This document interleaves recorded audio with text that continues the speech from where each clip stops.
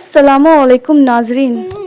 आज मैं आप सबको एक छोटा सा कहानी सुनाने वाली हूँ और उससे हमें क्या सीख मिलता है ये जानने के लिए वीडियो को पूरा ज़रूर देखिएगा। एक डॉक्टर था जो बहुत ही नेक बंदा था। उसका एक शौक था फिशिंग करना, मछली मारना। वो हर रविवार को अपना जहाज़ समंदर में लेके जाता और फिशिंग करता था। हर बार की तरह इस बार भी वो समंदर में अपना जहाज़ लेके फिशिंग करने गया, पर इस बार किस्मत को कुछ और ही मंजूर था। अचानक समंदर में तूफान आ गया, उसका जहाज़ समंदर में डूब गया और वो बहता हुआ एक टापू में चला गया। उसकी जब आँख खुली तो वो अपने आप को एक वीरान टापू पर पाता है, जहाँ उसके अलावा और कोई इंसान नहीं था और दूर दूर तक सिर्फ पानी ही पानी दिखाई देता था और वापस जाने का कोई साधन भी न था।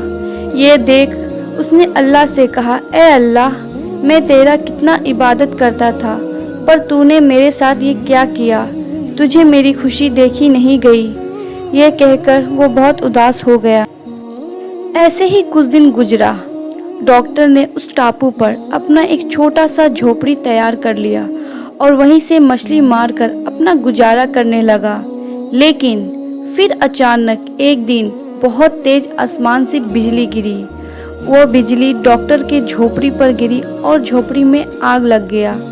ये देख वो बहुत दुखी हुआ और फिर अल्लाह से कहता है, या अल्लाह, तुझे मेरी ये खुशी भी देखी नहीं गई, और मायूसी के साथ बैठ जाता है।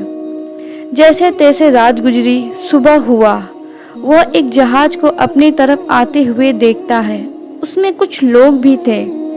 इतने दिन बाद किसी इंसान को देखकर वो बहुत खुश हुआ। उसने उन लोगों से पूछा कि इस वीरान टापू पर कैसे आना हुआ। तब उन लोगों ने कहा, कल रात को यहाँ से आग के लपटे और धुआं दिखाई दिया था, तो हमने समझ लिया कि यहाँ कोई इंसान है। फिर वो डॉक्टर उन लोगों के साथ जहाज में बैठकर वापस अपने घर लौट गया, पर उसे बहुत अफसोस हुआ कि उसने अल्लाह की मसलहत को नहीं समझा।